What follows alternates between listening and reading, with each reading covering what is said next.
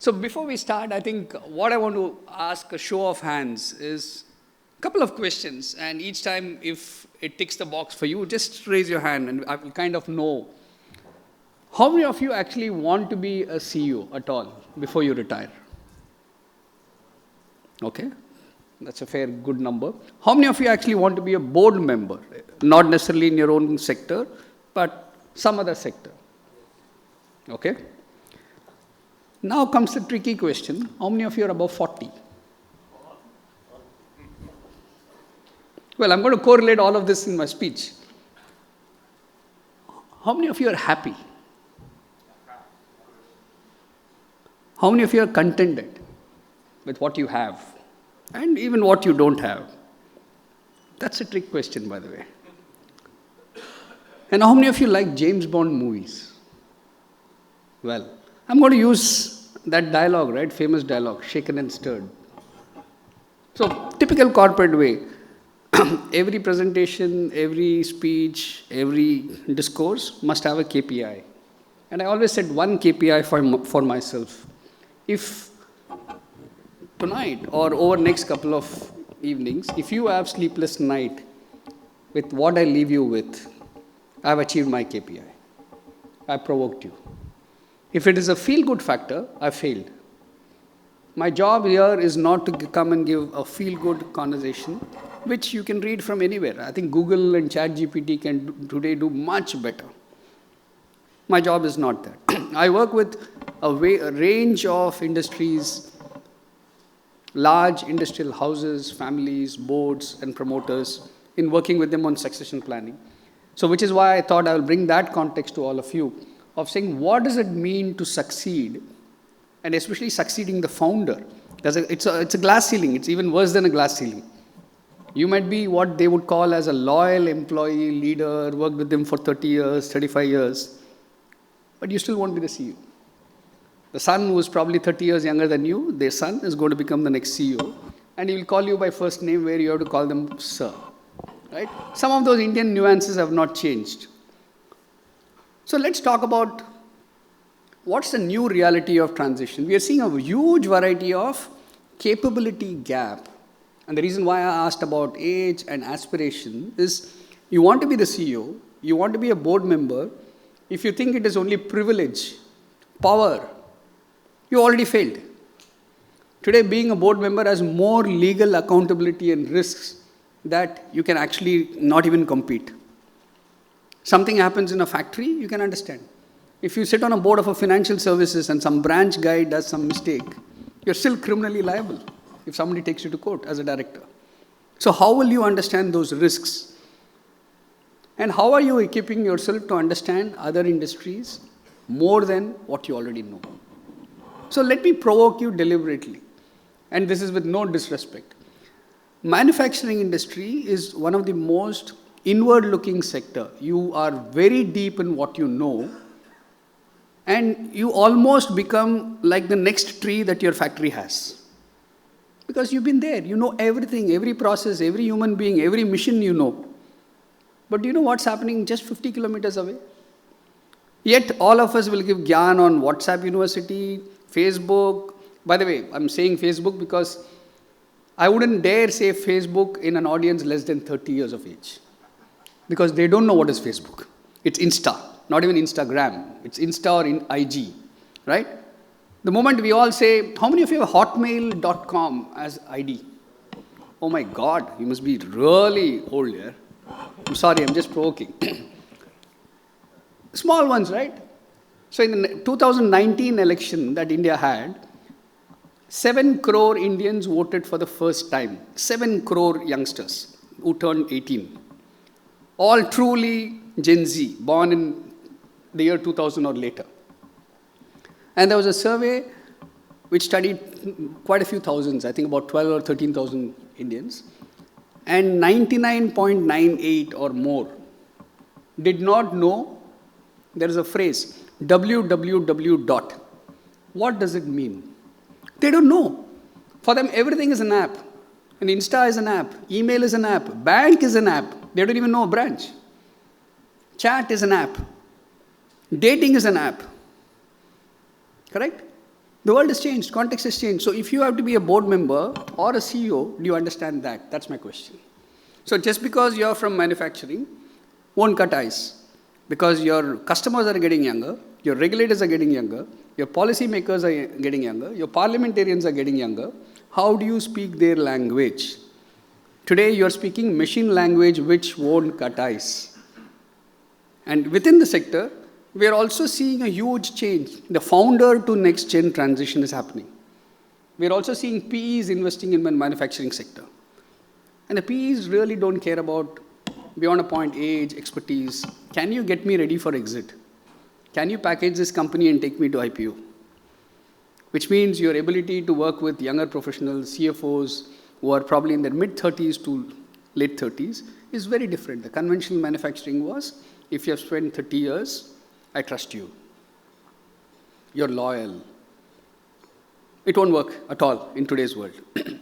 Promoters are comfortable with operators. What do I mean by it is very simple. I know Dilip. Dilip has been with me for 20 years. If I call him, he'll fix things for me. Whether it is process, regulators, issues, quality, customer problem, everything. But they are looking for leaders who can actually scale the company. Are you a thinker? How do you develop that in yourself? And that's a challenge. Because where is your, what I call as intellectual companionship? Who will you go and talk to? Because if you are the boss in your plant, if you are the boss in your department, who will you go and talk to? Because you are the sir.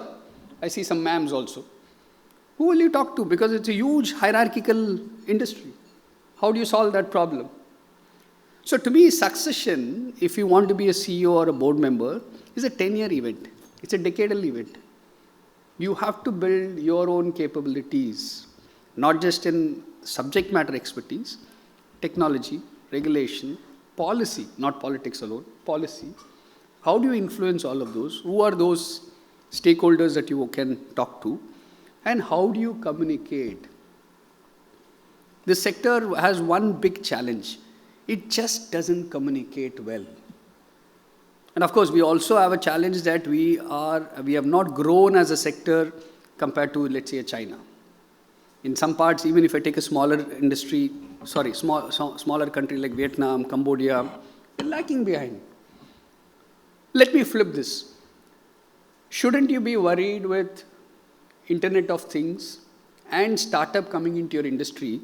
Will you even survive the next 10 years? When I say you, I'm talking about your companies. And if you're not worried about this, if you're not thinking of it, you're not going to become the CEO. Your promoter is actually thinking of it. Either they're thinking of selling the company and getting out, or they're thinking of what next. So you as a successor aspirant have to start thinking of that. So simply put, why should the promoter bet the company on you? It's as simple as that. Saying that I know this company won't solve. If you know what the company should be next is what you might cut ice. What founders typically, when I say founders, by the way, you might work in a company which is a second generation or a third generation. I mean the patriarch, the eldest in the family. What do they think for? They want continuity, they also want control, and they also want culture. And if you try to change something, hell will break loose, right? And every single Indian promoter family always has somebody embedded in the system for market intelligence, for company intelligence. And there is no hierarchy, by the way. It could be an assistant manager, but from his village. And he will have access to the promoter because the promoter will call him directly.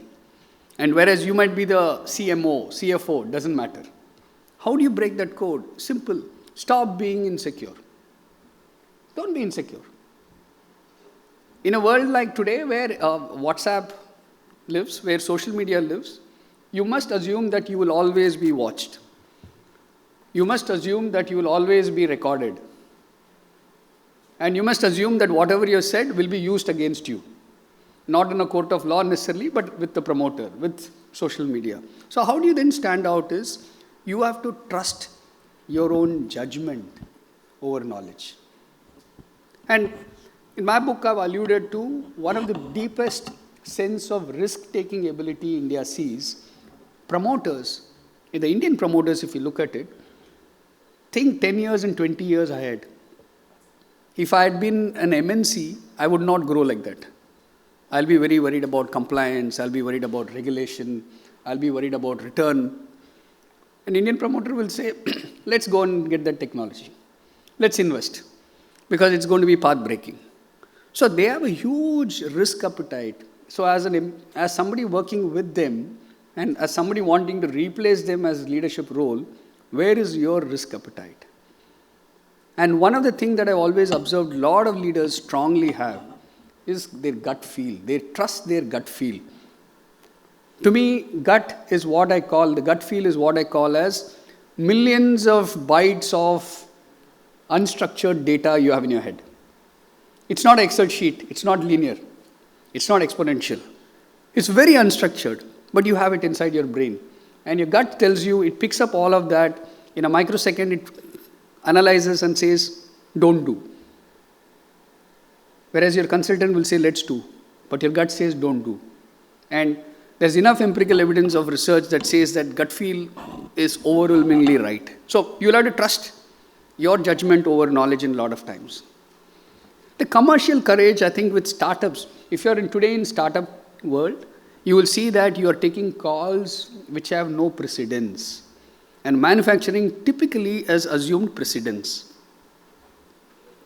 You have to come out of that. You are not a judge writing a judgment based on precedence. You have to go back and say, is it sustainable technology?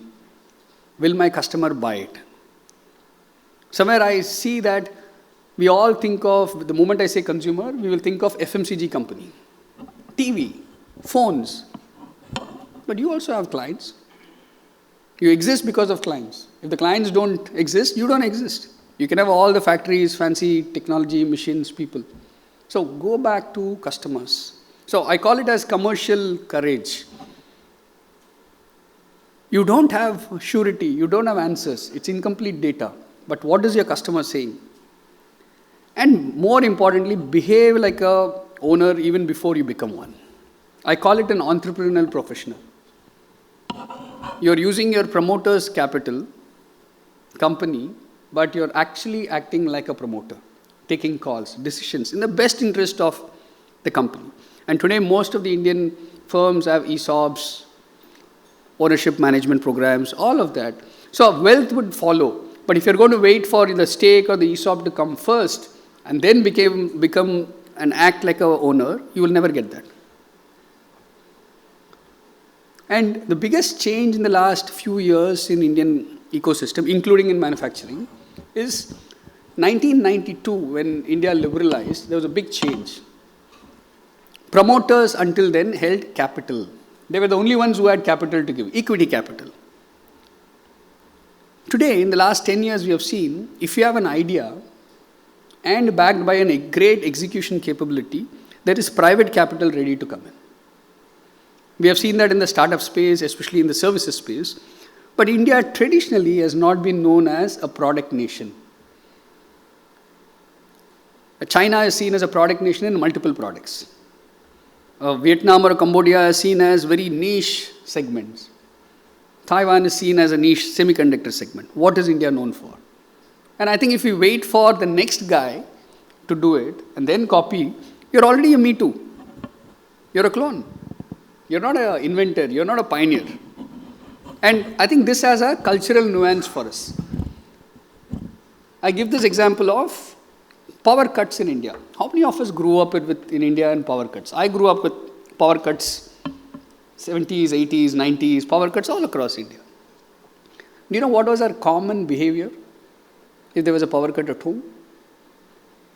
First thing was, most of us did not have landline at home, right? Then we would open the window, look at the neighbor. Is there power cut there? And if it has, we assume if he has a phone, he will call electricity board. It's the same thinking even today. We don't go and switch on the emergency lamp. We don't search for the candle. We first instinct is, if somebody else is also suffering, I'm okay. And manufacturing sector in India, to me, suffers from that syndrome even today. Because nothing stops you from changing your own destiny, right? And that's a great learning for me from services and startups. They don't wait for somebody to change their destiny. Regulations are still emerging, we'll figure it out. Customers are still emerging, pricing pressures will be there, we'll figure it out. Yes, you will argue, I need land, I need heavy infrastructure, capex, they also need all of that. The reality is, are you ready mentally? So that is why you have to behave like skin in the game. So to me, if you are a professional CEO, wanting to be the CEO, you have to behave like a custodian. Today, most of us behave like contractors. I do my job, this is my function. I do quality, I don't care about this. We will have to step back and say, this is my role, but what's in it for the company?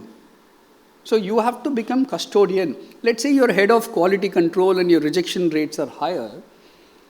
Nothing stops you from giving feedback to your processes of what could improve to cross that. But we stop with becoming the auditor. I reject. You have to go forward to say, how will you make it acceptable? That's what promoters look for. That's what owners look for. That's what boards look for. So to me, can you start looking at short-term pressures with long-term capabilities?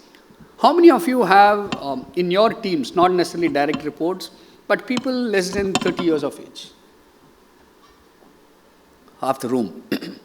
How many of you at least spend an hour of conversation with them every month, but not for reviews, not for business reviews, just 1 hour of conversation with them? 7, 8 hands. Are we not missing something? You're behaving like a leader or a manager. If you're a leader, you must be very open for conversation, meeting them, because you're betting your career to go to CEO. But if those youngsters don't deliver, you don't stand a chance in hell. But you're not spending time with them. So the reality is that hierarchical thinking, which I would probably think, blame it on our modern education. We think the moment we have educated, we are superior. The moment we think we get to a certain level, we are hierarchically higher. I always say in management, leadership is nothing but whose neck is on the block. Just your neck. So I don't believe in co-CEO model. I don't believe in co-project head model. I cannot hold 2 necks. I need to hold 1 neck accountable. If something fails, it's your neck. If you're ready for that, age doesn't matter. Age and emotional maturity are not related. The classical hierarchical Indian manufacturing thinking was, older you are, I should say grey hair or no hair, you must be senior. You must be right. You will have a voice. You will have authority. That's changed. The world has changed completely. So for me, when you are talking about modernizing behavior and systems, it's about our own behavior. If you don't start investing time with Gen Z, very classic dilemma that India has. How many of you have board members or owners who are 70 years of age in your company? 70 plus. Almost quite a few. How many of you have graduate engineering trainee, 21-year-old, working in your... There you go. Do you know what's the simple dilemma that you probably have not thought of? It is actually 4 human generations in your company. Gen Z, millennials, baby boomers, Gen X. We all speak different lingo. Somebody says emotion, somebody says emoji. Somebody says prim and proper, everything with respect and dignity and tamiz. The other one says, yo bro. No wonder there is conflict in the organization, right? Because you don't think about it. We all take things personally. If my youngster, somebody talks to me as calling me my first name, in corporate world it's scandalous, right? How can a youngster call me by my first name? You must say sir, you must say whoever, you must say. But that dilemma we'll have to get out of.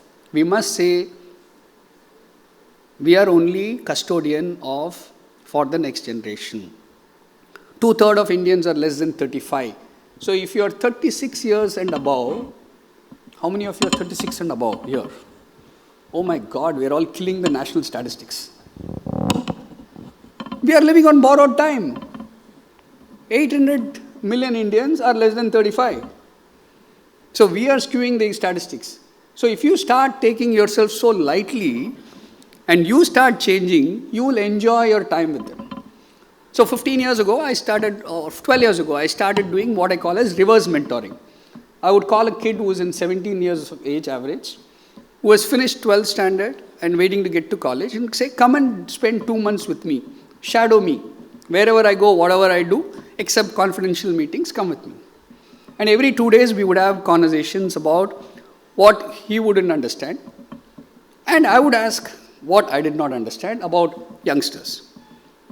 Fascinating. I think this is the best investment I've ever done in my life. I've been doing it for 12 years.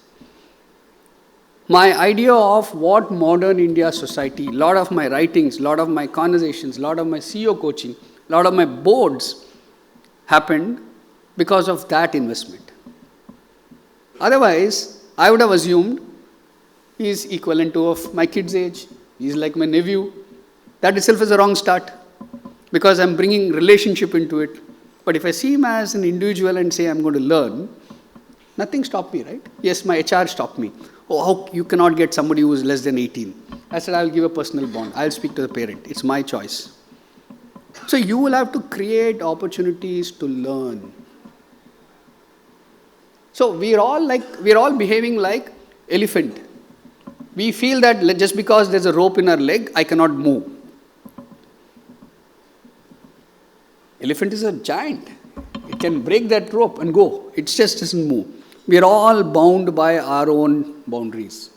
So if you want to be a leader, you have to understand to come out of that boundary. And you have to start understanding the younger generation. And I'm not saying get drunk and behave like them, but all you have to do is understand what is their purpose. So some of the skills which are very common that I'm seeing that is emerging as conversations with promoters. They are looking for ability to think risks, supply chain, technology as one single systems think. How will I make it work? They are looking at people who can understand capital fluency. You don't need to be a CFO, but can you actually get the CFO to do the right things?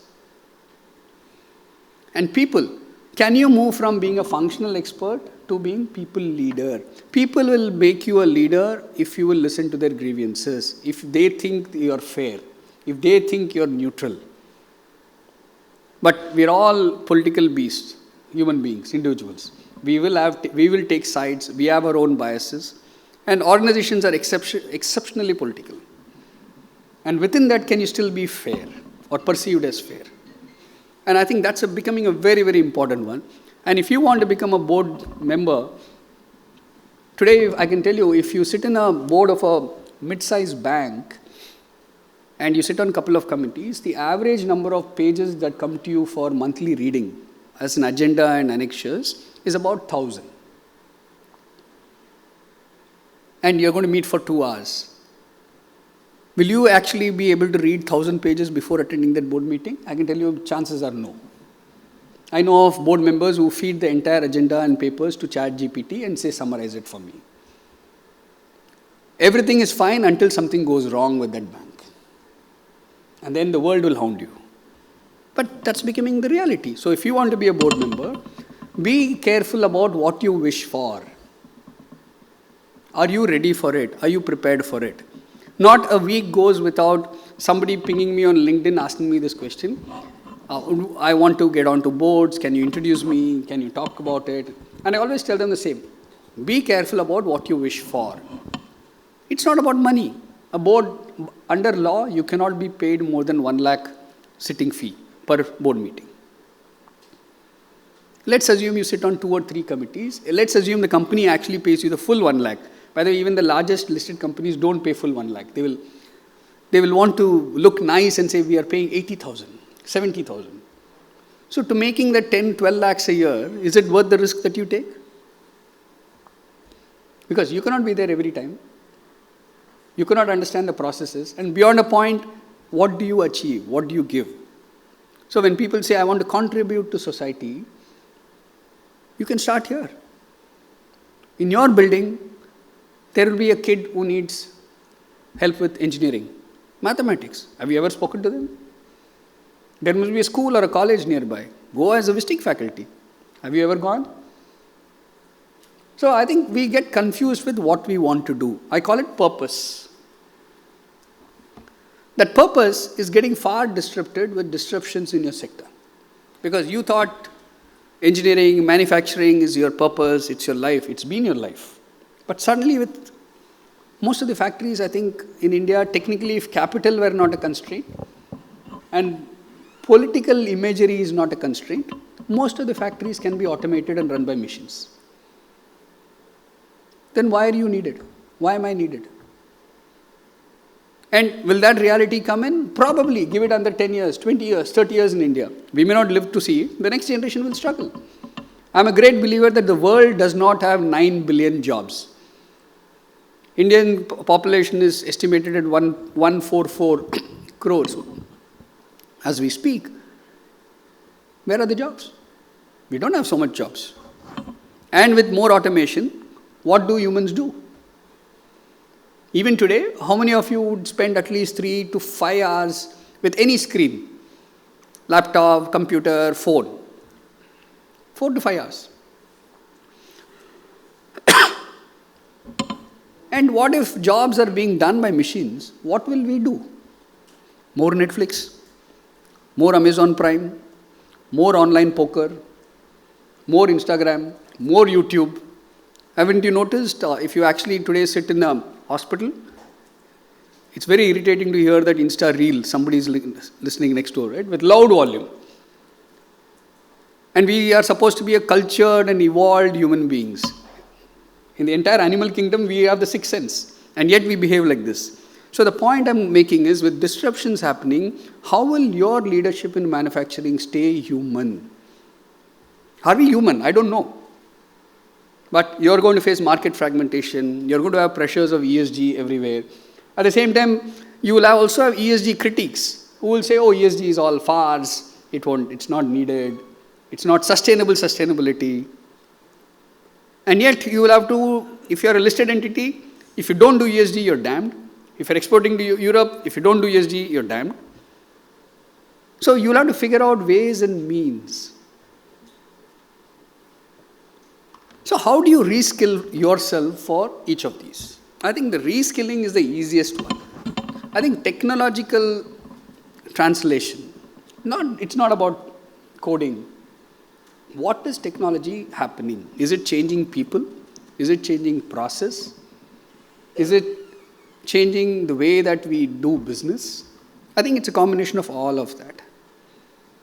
You may not come from technology background, but what stops you from inviting experts to say, come and talk to us? What's stopping you from going to engineering colleges and spending time?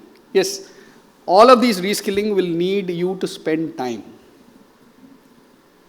And every time I go back to a college, I feel very refreshed and energized that there is still hope for India. There is still hope for humanity. Because they're bubbling with ideas. They're no different from all of us, right? When we were in college, we wanted to change the world. And then reality hit. So how do we harness this one? Nothing has changed. The human evolution risks have always been constant. Always been constant. 200 years ago, Industrial Revolution number 1 changed the way societies operated. Before industrialization, 200 years ago, human beings did everything mechanically, right? If you had to make, let's say, chutney, you would grind it with a stone. Today, we don't even make that in the mixie because we have a cook. And then we will say, oh, I need to go to the gym. And I didn't go today because my trainer was not there and AC was not on. So we come a one full cycle as human beings. We thought automation, technology will solve for purpose of our existence, make our life better. And that's why I asked, are you happy? Are you contented? Just 100 years ago, when Henry Ford started manufacturing cars, our ancestors then, great-grandfathers, probably never had a car, never had a bicycle. They walked. They walked everywhere. Correct? And today we need a Fitbit to tell us, oh, 8,000 steps, great. Probably they walked 20,000 steps. They were happy. We are not. We live in homes with AC. We are not happy. We pop more pills than they ever did. Are we happy? Are we contented? Because we bring our own FOMO to everything. So this is what I think I want to address, that FOMO. You have to think, I will be accountable for other human beings' life. That's a leader. You can't say, I did it well. I am responsible for 10,000 people who work for me. 10,000 families who work for me. I am responsible for 200 vendors who work for me. If you don't take that accountability, please don't be a leader. Don't be. Don't even attempt.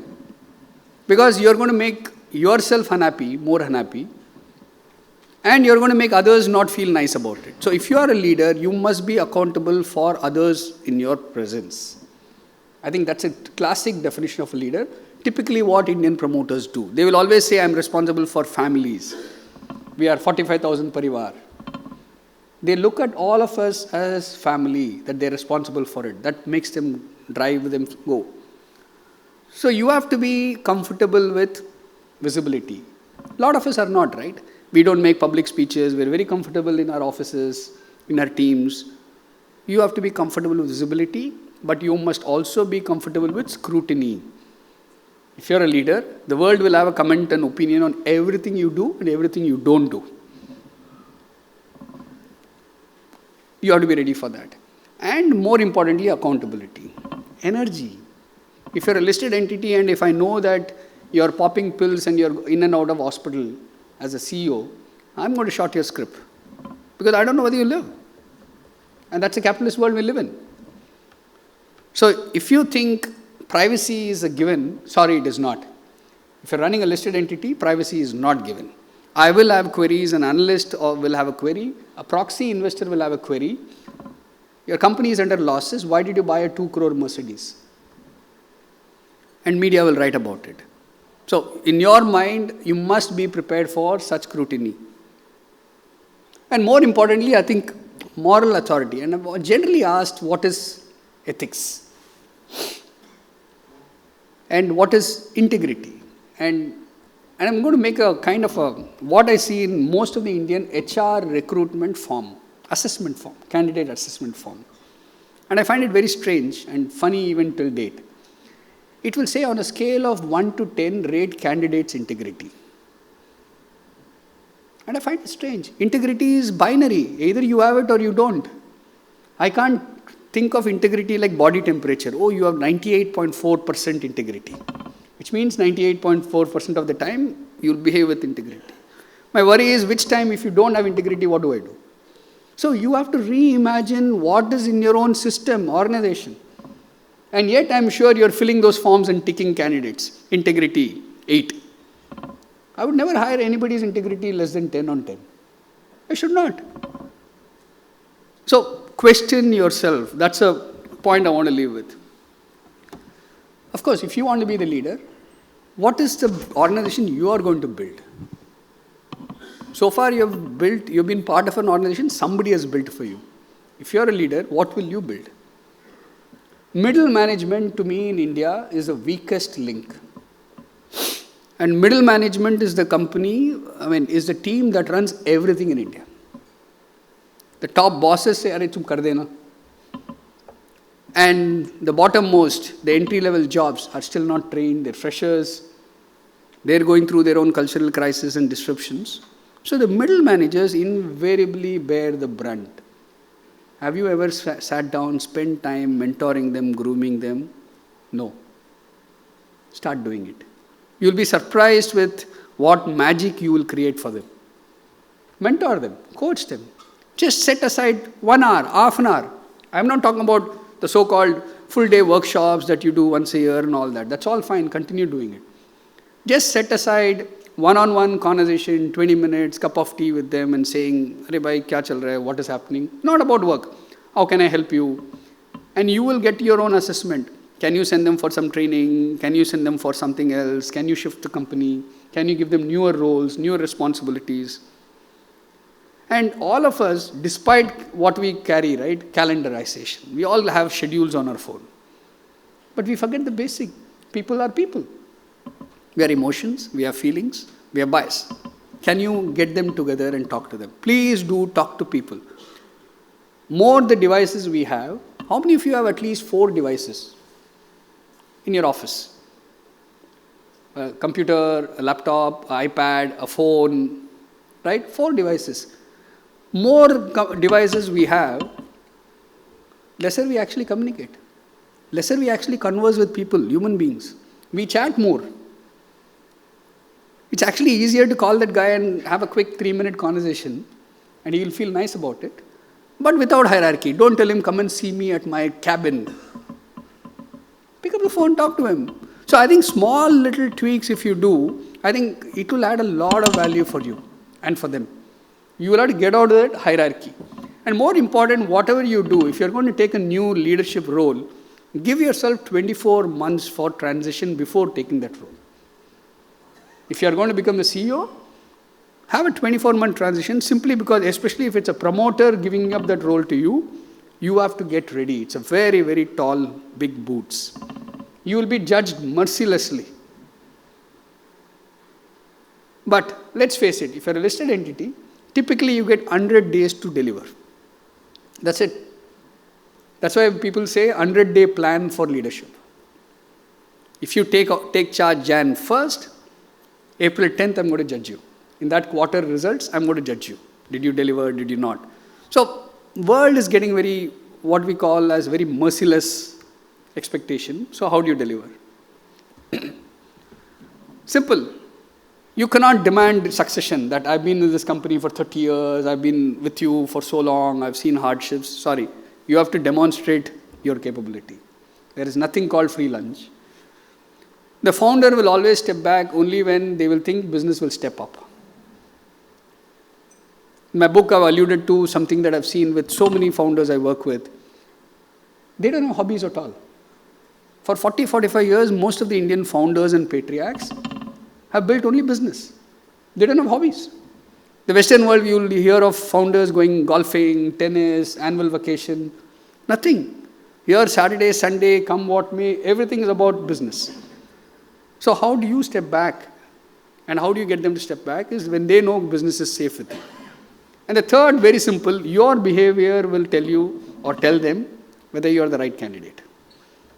There's no assessment. We do all those assessments and metrics and all of that for leadership. But your own behavior. So today I call it as, you think you have only one board, I'm calling it as 11 boards that each of you have to solve. It's not one company board. These are the various aspects. Promoters, investors, financiers, rating agencies, they're all judging you. But if you're familiar only with your promoter and your board, you have to build your comfort and understanding of how do others also important. They're all important stakeholders. Clients, staff. Simple, don't forget. How many of you use glassdoor.com here? 2, 3, 4. Very simple. That's a stakeholder of today. If you're a listed entity, some analyst talking about you and writing about you on CNBC, TV18.com becomes important. These are the 11 boards I call as where you will have to manage. It's like literally balancing 11 balls in the air all the time. So the question is, are you trained? If not, have you been exposed? If not, start. Otherwise, you will be familiar with 4 or 5 of these. But you will have to start the other. It's not rocket science, it's not difficult. But if you tell yourself that you will prepare yourself, then the first question I asked, how many of you want to be the CEO? How many of you want to be on boards? You will start familiarizing yourself for that. A typical one, what a successful founder to professional CEO happened in manufacturing. These are the things typically that successful traits. Promoters have an instinct built over decades. And they are actually testing that. Do you have similar instincts? Whether it is pricing, whether it is understanding competition, informal rules, informal frameworks, intelligence within the company, and you will have to build your own network. They're not going to say, he's the boss now, talk to them. Nobody cares. Do you have that authority yourself as personality? Very important. Two, they're also worried about the institutional relationships that they've built personally. It could be a banker who was just a manager who helped them with the first loan 30 years ago. And that banker has now retired or become an executive director of a bank. And you will always notice the promoter actually standing up every time they will walk in. It's a simple mark of respect and sense of gratitude. And they expect their successors to carry forward those relationships also. Not just bankers, but partners and vendors and all of that. So you must be very respectful for that if you want that chair. And third one, of course, very important is decision making, which they want you to have your own style. You cannot copy the style of your promoter, but will you be fair? And will you allow the organization to grow? And simple, whatever said and done, I call the Indian family business ecosystem as OMG. By the way, it's not oh my God. Promoters do 3 roles. OMG. Ownership, management, governance.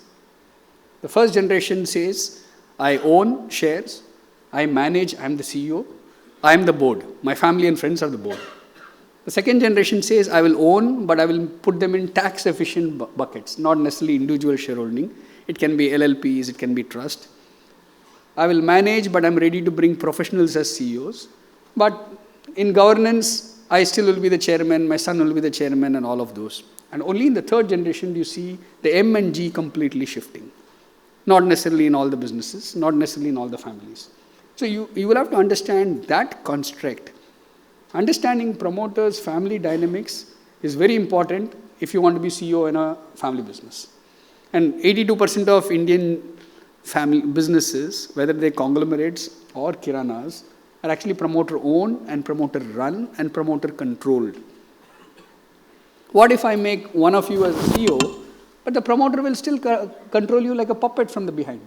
If you're okay with it, that's fine. But the day something goes wrong, you're sacrificed. So that also happens in India. So you have to be very cautious about what you wish for, what you want. So let me wrap with happiness and contentment. Why did I say succession on a nice positive note and ask you questions about will you be happy? If you're not happy, why are you doing what you're doing? Happiness is not a reward after success. Happiness is not getting that annual appraisal and a bonus. It's very transactional. Contentment is what gives you inner stability. I always say that if you get up in the morning and you're looking forward for your day, you're contented. If you're behaving like a kid not wanting to go to school, and if you're the CEO, if you're the VP, if you're the SVP, you have a challenge.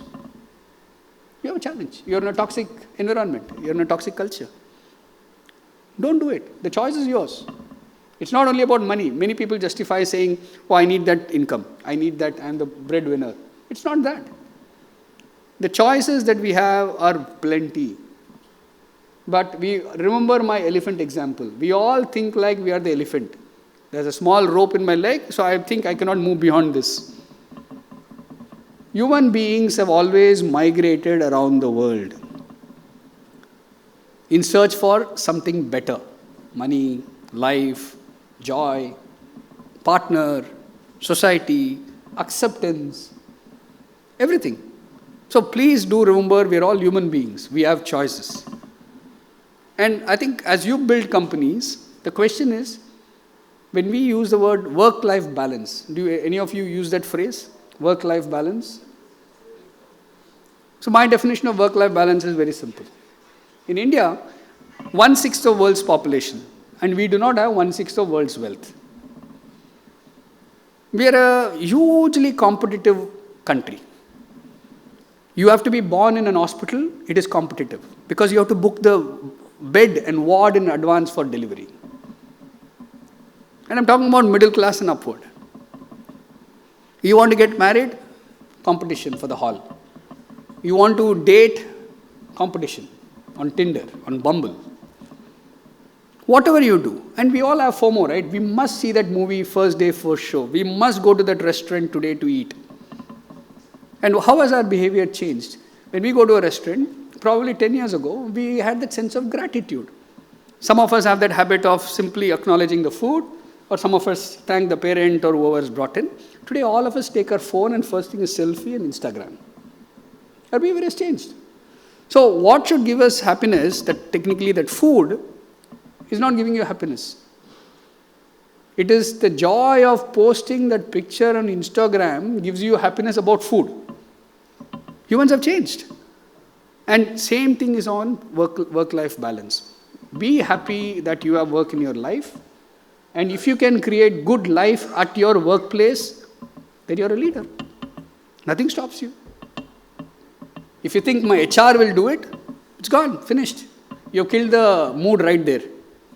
What stops you from doing small changes in your own team, in your own factory, in your own office? So when you speak about work-life culture and balance, talk to the youngsters. What do they want? Today, aren't you happy that most of the Indian planes have charger in your seats? Because how can we charge our phone in a 2-hour flight? We're very happy. It's a small joy that planes are giving, right? How can you give such joy for your staff, in your office, in your factory? You don't need a great HR consultant to give you gyan about how to change that. Speak to people, talk to people. We have stopped talking to people. That's our problem. So with that, I stop and I would gladly take questions before we wrap up. Any questions or too bland? Did I cross past the KPI? We'll know the next couple of days. Please put your hand up and we'll just send a mic to you.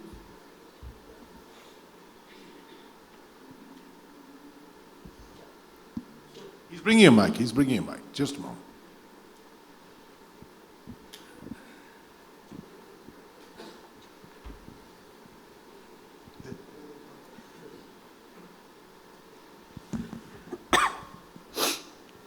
Yeah, good morning. So, whatever that we have explained about the traits of the leader and the future leadership, and then if a person want to be a board member and all. So what I could see, we talked about most of the things that is behavior, be it a organization behavior, be it a employee behavior, be it a leader behavior. So the boundary of those behaviors, how we can define those boundary of behavior, where we want to go and how we can take up. Say, for example, my youngsters, he wants, because my youngsters demand, say, many things, okay?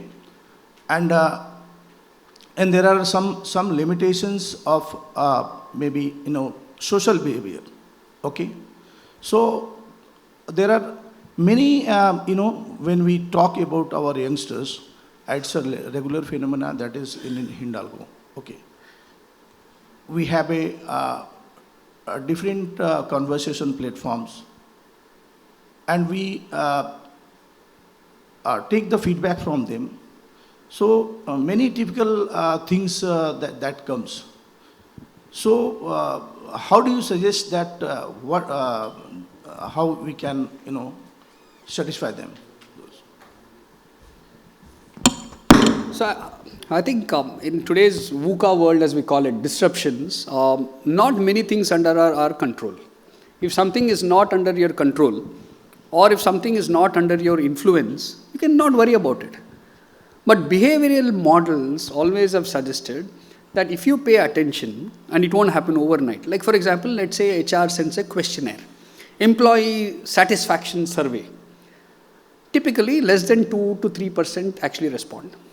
Because their feeling is, this is all tick mark, process, nobody cares, nobody bothers. I know of an organization where there is a 84% response rate. 84. And this is an organization with about 25,000 people. That's because what the HR did was very simple. Every response that comes through is anonymized at the IP level. I don't need your name, and I'm also masking the IP. Because they were also, the youngsters were worrying, you can track me through IP. You will know who said this. So they masked even the IP level. And when it comes in, HR plays back all the feedback as it is in a town hall. HR say, and has also qualified that these are the things we will be able to address. And what they are committing there becomes the KPI and KRA for HR. If I tell you that I will deliver this in 3 days or 3 months, the next 3 months survey will say this is what HR has achieved or not achieved. It becomes their delivery. How many organizations where HR will be so candid and open? I'm not baiting HR here, but the fact is most of the organizations, HR seems like an admin and a process and a compliance department rather than developmental department. And which is why I'm saying as a leader, if you show interest, spend time with your teams, and I'm sure in an 8 to 9 hour workday, you can definitely allot 1 hour a week on your calendar. Meet 2 people, 2 youngsters. How many of you actually, nothing stops you from having, let's say, a coffee? Randomly choose people in your team, have coffee with them. Half an hour with nobody, no EA, no secretary, no HR. You will get more information and insights on behavior, and you will be able to influence their behavior because you're listening. I think that's the problem with today's world. We're all running, we're all doing multiple things, and we are busy, and we have forgotten why are we busy? What is the purpose? I have to motivate my team. That's my job, nothing else. If I can motivate that 1,000 people, they create magic for you. So behavioral models, you will have to spend time. That's all. Yeah. Yeah, we'll keep that as the last question. And may I also request you to keep your questions shorter than his answers. Thank you. Yeah. I mean, you can ask like Insta, I can reply like Twitter. Yeah, absolutely. So thanks everyone for the opportunity, especially Vikram, wherever you are. So my name is Vamshi. I represent, Enmoville AI. So look at me as a vendor side of guy who wants to be talked, by the leaders, right? But yeah, the first thing is when I stepped in, I kind of felt out of place. But thanks for giving us the full picture of different generations representing this workplace. But yeah, good that at least we didn't see a Gen Z, coming in with shorts and a t-shirt. So I'm at least happy for that. But if you want to talk a little bit about from the outside perspective, we talked more about the inside perspective of within the organization. But vendors like us, we want to be talked, we want to be interacted with the leaders because whatever the new AI solutions that we bring in are not in the ready to shape where you have to just go and hit and you can use it, right? All of these new age transformative solutions will keep improving only when you have back and forth knowledge being shared. So from that perspective, if you have anything that you want the vendor side of leaders to keep in mind when you want to interact, and especially the leaders, how they should be open for the outside world to be welcomed inside, that would be. Sure, I'm going to be a little critical of this sector. Manufacturing sector is very hierarchical. Very hierarchical. So the word vendor that you're using, not many industries use the word vendor. You're an associate, you're a partner, you're a knowledge partner. But manufacturing there's a Lakshman Rekha. If you don't fit in, if you don't belong in, you're an outsider. Okay? It's almost a caste hierarchy in the sector. So it will take time to change. And in my mind, technology and demographics will change a lot of it.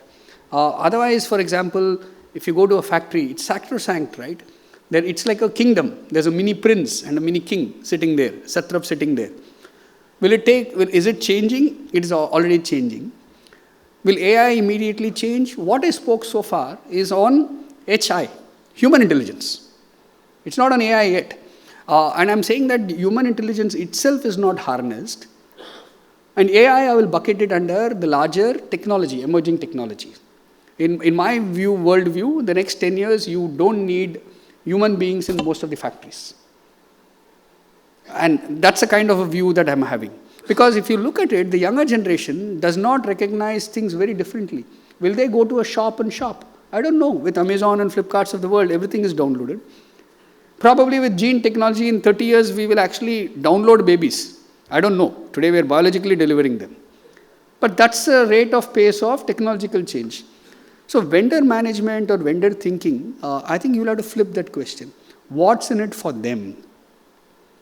And either you can scare them, or you can say all that we spoke about, return on capital deployment, and how do they know that you're right, and can you have skin in the game? Which means if they succeed, you succeed. Or their feeling is, see, the SaaS kind of model, services company understand. Manufacturing is very scared of SaaS model. You're making me invest, you're making me give data. What if you learn from me and go away? Whereas I've spent 40 years nurturing all this workforce and vendor development. So they're open. There are still quite a few conversations I've seen, but they're going to be very slow compared to services company. Thank you. Thank you, everybody. Wish you all the very best. Thank you.